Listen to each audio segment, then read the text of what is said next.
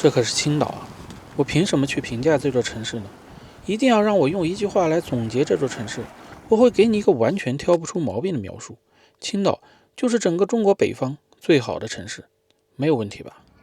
但这绝对不是我做这个视频的目的，因为同样有着众多西洋建筑，青岛不是天津，也不是武汉，更不是上海。青岛的好，它藏得很深，你如果不亲自来细细品味一下的话，你就会很容易失去理智的爱上这里。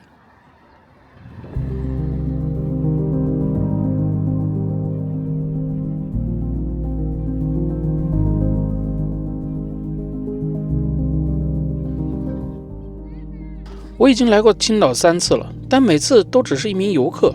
游客眼里的青岛，往往不是它真实的底色。毕竟，从中国人有了旅游这个概念开始，青岛就已经是一座老牌的旅游城市了。正因如此，我们总是绕不过去那些知名的景点。除了迷人的海岸线，大多数人其实都是冲着德国人留下的老建筑来的。他们绝不仅仅是一排排好看的房子，那种强烈的规划感与比例感，至今仍左右着老城的呼吸。这些建筑在当年铭刻着一段民族屈辱的历史，如今却成了城市引以为傲的资本。德国人在这里其实仅仅待了17年，在历史的长河里，17年不过是打个盹的功夫。但这17年对青岛而言，却像是一场剧烈的外科手术，硬生生的在这个原本只有渔村和兵营的胶州湾畔，植入了一套截然不同的基因。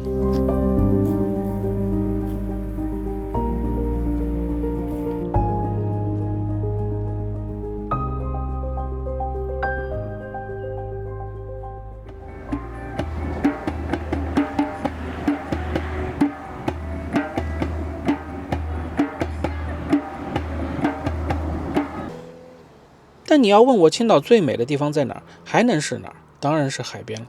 但请一定不要夏天来，因为夏天的人太多太燥，你很难体会到青岛海边那种冷峻和疏离。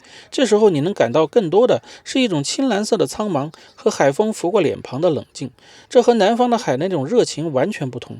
所以不要去栈桥，不要去奥帆中心，在黄岛这里有长达几十公里的没有人的海岸线。青岛的海边，你总能看到那种孤影独行的人们，所以我总怕一个人在青岛，因为这种孤独感在青岛美丽且漫长的海岸线上会成倍的增加。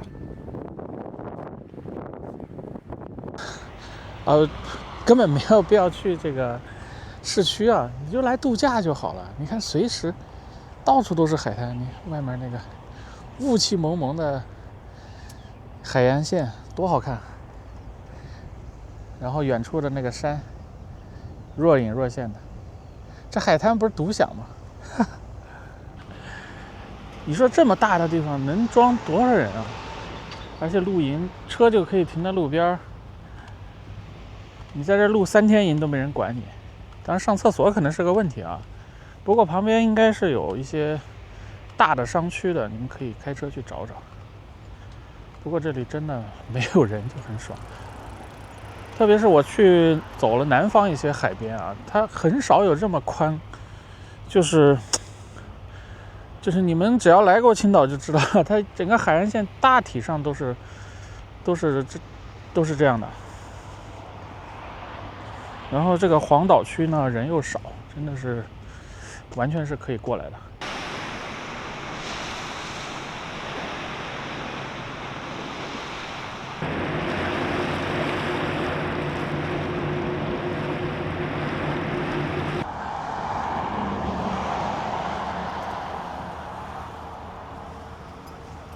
太帅了，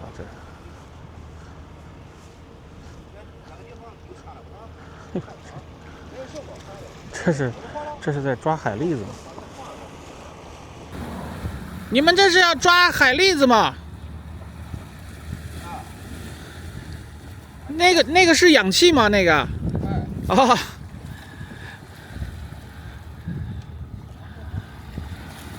我去。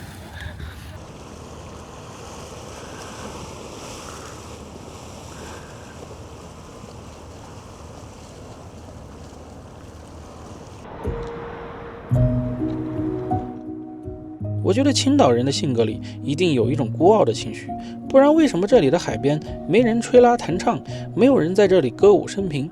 他们和这里漫长孤独的海岸线一样，将这种独特的美藏在了任何一个海滩，任何一个石礁的角落。这里的海不哄你开心，不给你编织热带的幻梦，它只是坦荡的把这种孤独铺陈在你面前，告诉你，看吧，人生就是一场独自面对汪洋的旅程，热闹都是短暂的，唯有风浪和静默才是永恒。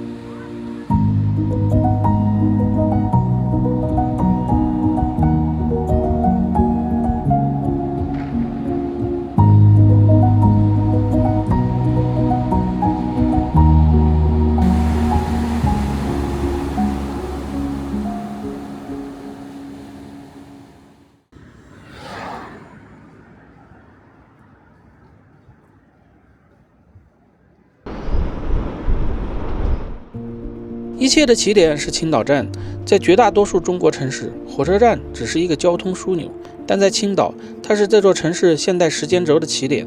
那个高耸的钟楼，在100多年前，第一次向这片土地强行输出了欧洲时间。在它出现之前，这里的人们习惯了日出而作，日落而息，习惯了用潮水的涨退来丈量岁月。但青岛站的落成，汽笛声划破了宁静。胶州铁路像一条钢铁大动脉，把青岛和广袤的齐鲁大地强行地连接在了一起。德国人建的这座车站，是为了将山东内陆的煤炭源源不断地运回欧洲，但他们也无意间为这座城市按下了现代化的加速键。这座车站现在依然在使用，我想并不是仅仅显示了德国制造质量的可靠性，我还惊讶于德国人对设计的理解，就像德国人设计的汽车一样，不新潮也不落伍，但历久弥新。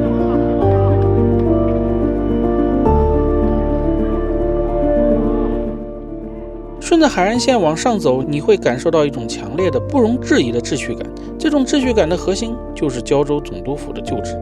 如果说青岛站是门户，那么总督府就是这套系统的大脑。哪怕你是一个完全不懂建筑的人，站在他的面前，也会感到一种本能的压迫感。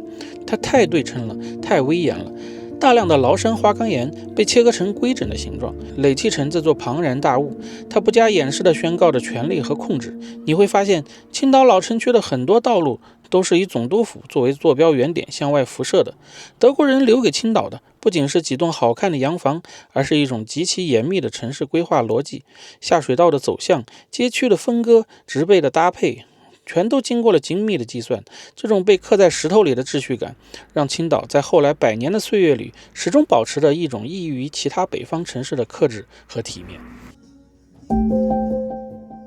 在总督府不远的信号山半山腰，藏着那座极其奢华的总督楼。这是我见过最矛盾的建筑，它有着中世纪城堡般的外观，有着极其复杂精美的内部装饰。当年的德国总督把帝国国库的巨额资金挥霍在这座私人的官邸上，试图在异国他乡的土地上复刻出一个普鲁士贵族的终极幻梦。但这座楼仅仅建成几年后，第一次世界大战就爆发了，德国人仓皇撤离，总督的幻梦也就彻底破碎。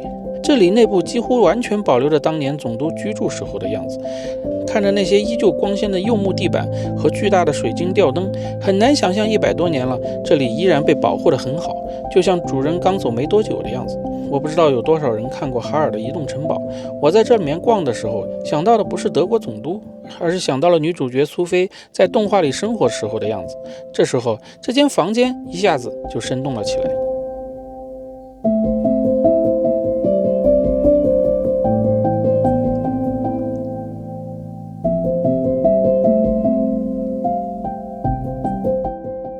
时间就是个奇怪的东西，当你走出这个建筑，回到这些占领区的老街的时候，那股厚重的德味就会被街上奇形怪状的文艺青年涂鸦和三蹦子瞬间冲得四散而去了。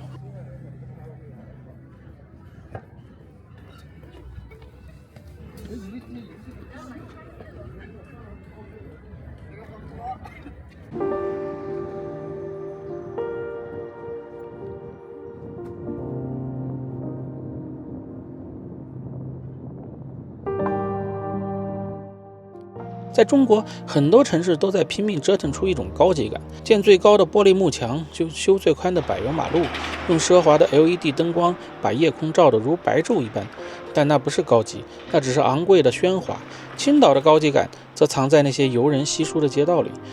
100年前，这条被称为青岛华尔街的馆陶路上，藏着众多日式银行的旧址。那些粗壮的古希腊式的石柱及其厚重的花岗岩墙体，完全脱离了德式建筑的克制，而是体现了日本人对欧美商业权威的理解。其实日本人现在好像也没有脱离这种审美倾向，在大阪、东京，你到处都能看到这种建筑。走在这个三菱银行旧址前面，还真的有到日本旅游的感觉了。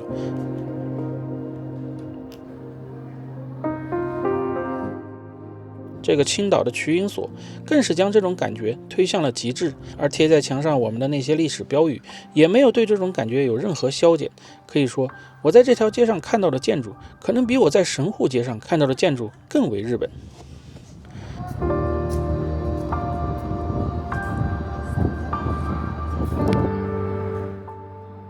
走进八大关，你会立刻被一种巨大的静谧所吞没。这里没有高楼，只有几十条掩藏在法国梧桐树和银杏树下的纵横街道，以及藏在围墙和藤蔓背后的各国风格别墅。八大关的高级不在于建筑本身的造价，而在于它所占据的特权和隐匿。它面向大海，却用茂密的植被把自己死死地包裹起来，拒绝向世俗袒露真容。走在这里，你能闻到一种属于旧时代贵族的从容。这种高级感是克制的，也是内敛的。他用高大的墙院和沉默的树影画出一条普通人无法逾越的阶级界限。而在崂山区这些新建的别墅里，我看到了完全一样的气质的延续。这里甚至给人一种完全不在中国的感觉了。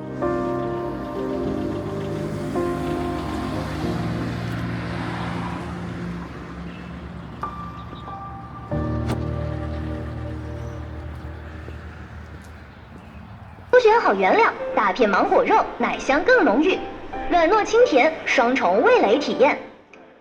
走在青岛的老城区，你很容易被一种无处不在的文艺气质所包裹。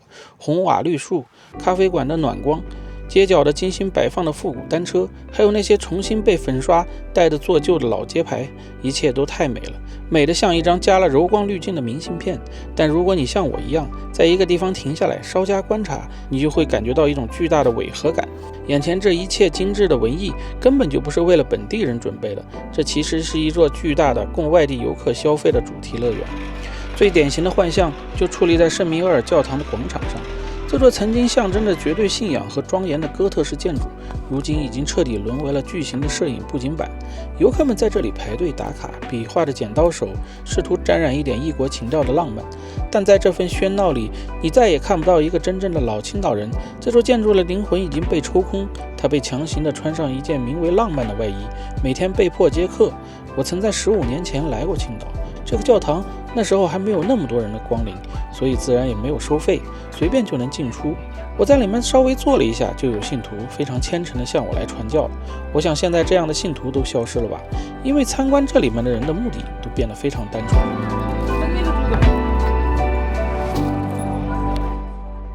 顺着下坡路走到中山路步行街，这种被抽空的感觉就更加强烈了。老青岛人都知道，中山路曾经是这座城市的心脏，那里有过最地道的商铺，有过几代人的营生，有过真正属于市井的喧闹。但为了迎合所谓的旅游体验，它被整体翻新了。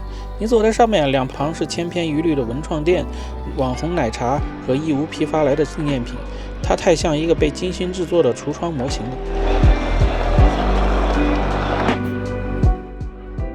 而银鱼巷则是这场文艺造成运动的集大成者。这里曾经是青岛最具代表性的里院，是底层百姓挤在一起共享着狭窄过道和公共水龙头的地方。但现在它被彻底改造了，那些斑驳的墙皮和裸露的红砖不再是岁月的痕迹，而是设计师为了营造废土风和岁月感刻意保留的视觉奇观。你已经完全看不到它原来的样子了。狭窄的院落里开满了客单价极高的手冲咖啡馆、独立设计师买手店和精酿酒吧。这里没有一个本地大爷会拎着塑料袋装的散啤酒走进来，也没有本地的青年人没事会来这里要一杯手冲来消解时光。银鱼巷用一种最精致的方式表演着一种最廉价的文旅街道。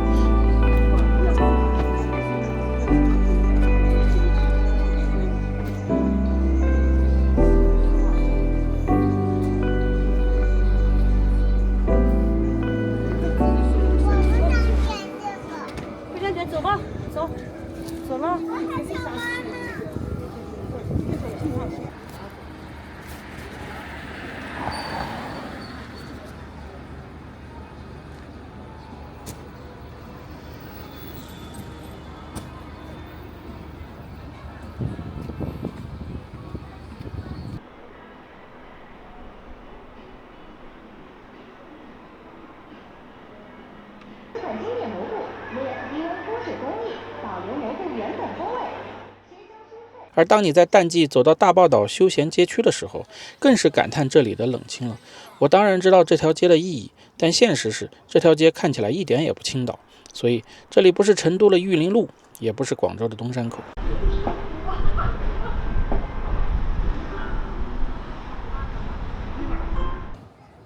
而看起来最具烟火气的台东路步行街，本质上也是一场同质化的狂欢。长长的街道被霓虹灯塞满，铁板鱿鱼的烟气、震耳欲聋的抖音神曲混杂在一起。游客在这里摩肩接踵，以为自己终于体验到了青岛的地气。但你闭上眼睛尝一尝那些食物，臭豆腐、烤面筋、轰炸大鱿鱼，这和长沙的黄兴广场、成都的宽窄巷子、西安的回民街有没有区别呢？以上这些都是让青岛被打上了一个没法撕去的旅游城市的标签。这里不代表青岛，我也不喜欢这里，当然我也不推荐你们来这里。青岛的气质还是隐藏在那些街道，没有了德国人的精致和高傲，留下的是山东人的粗犷美。关于这一点，只要你走出信号山下那些高傲的德式建筑，你就能发现德式的审美并没有影响执拗的山东人。你们看这棵藏在社区里的紫荆树还挺好看的，但一转头就能看到另一幅粗犷的美景，还有这种大红的配色。我发现在山东到处都是。以我曾经的美术工作经历讲一下我的观点，如果你想突出某种颜色，除非你能夸张到让所有的元素都是这种颜色，否则还是少用为妙。我个人以为青岛这个名字不是已经能说明一切了吗？青色蓝色不是更好吗？我倒不是故意拍这种地方，因为哪个城市都有这样的地方，但是提高下限要远比提高上限效果来得更好。我觉得厦门岛确实做得要更好一些，当然青岛也可以更好。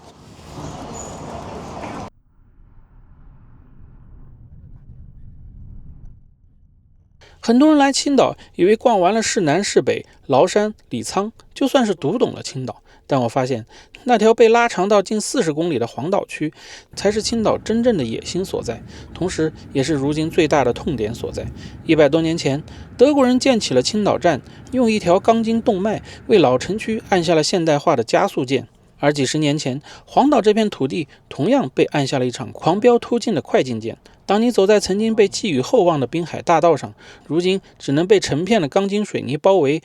东方影都极其宏大的体量与目前冷清的产业环境形成了强烈的视觉错位。青岛一直想在这里打造一个纸醉金迷的东方好莱坞，但这却是一条比想象中艰难得多的路。这星光岛真的是，你看弄得太舒服了，这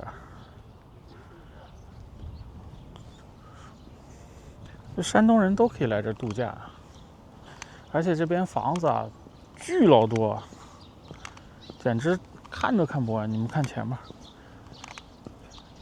成片的房子，然后这些餐厅啊都不知道是倒闭了吗，还在不在营业都不知道，都关着门呢。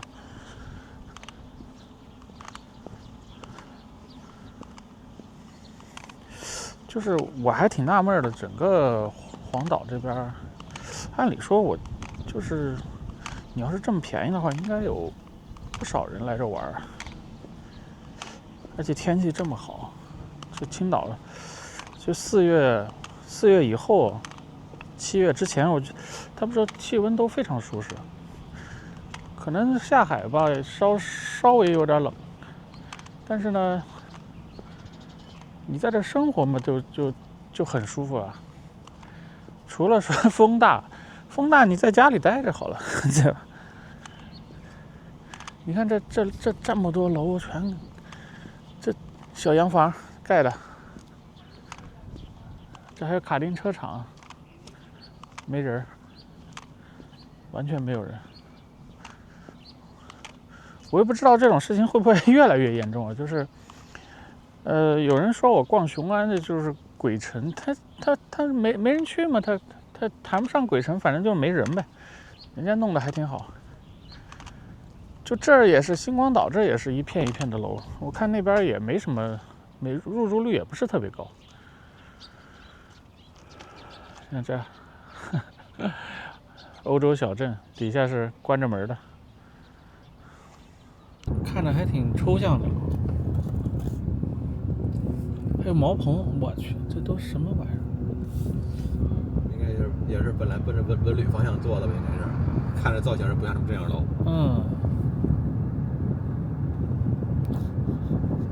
这样能进去。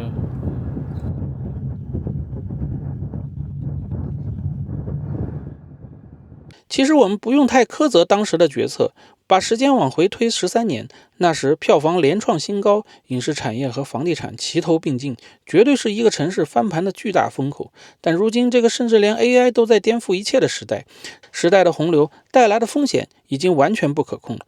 现在除了庞大的影视厂房和豪华酒店，你看到的更多的是一种魔幻的荒芜感，空置的别墅区，停在码头闲置的游船，连附近的沙滩都略显冷清。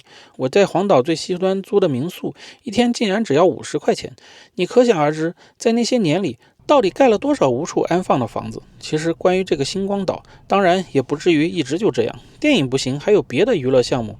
你看长沙的马鞍山不也还好吗？全国的横店竖店不是也能随着市场的变化与时俱进？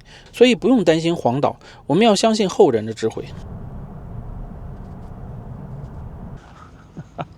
这船略浪费，就住这儿。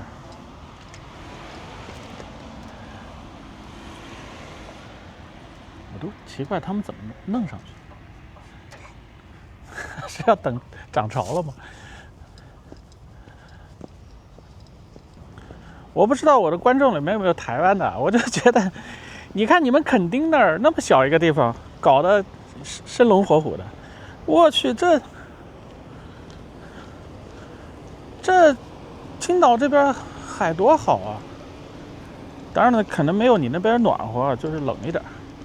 你看这房子全就这么放着，办公楼出租啊，这办公楼。这边就烂掉了，应该是卖不掉了，没办法。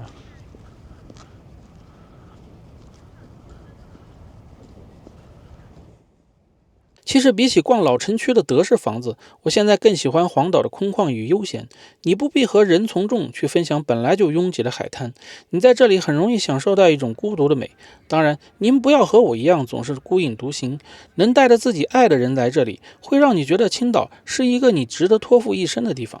而与这种空旷形成致命矛盾的是黄岛让人头疼的交通。据说第2条海底隧道也快修建好了，但我发现黄岛的交通瓶颈远不是多挖隧道或是多搭桥能解决的。现实是，哪怕现在黄岛的人口数量远不及当初的预估，这里所有人必走的主干道依然拥挤低效，未来必然还得架起高架，每天大量的人被迫挤满在红绿灯和左右摇摆的路上，以80的时速紧张行驶。这种每天上演的通勤拉扯，绝对是在这里生活的人最大的苦恼。除非你愿意去挤黄岛那条仅有的地铁西海岸快线13号线。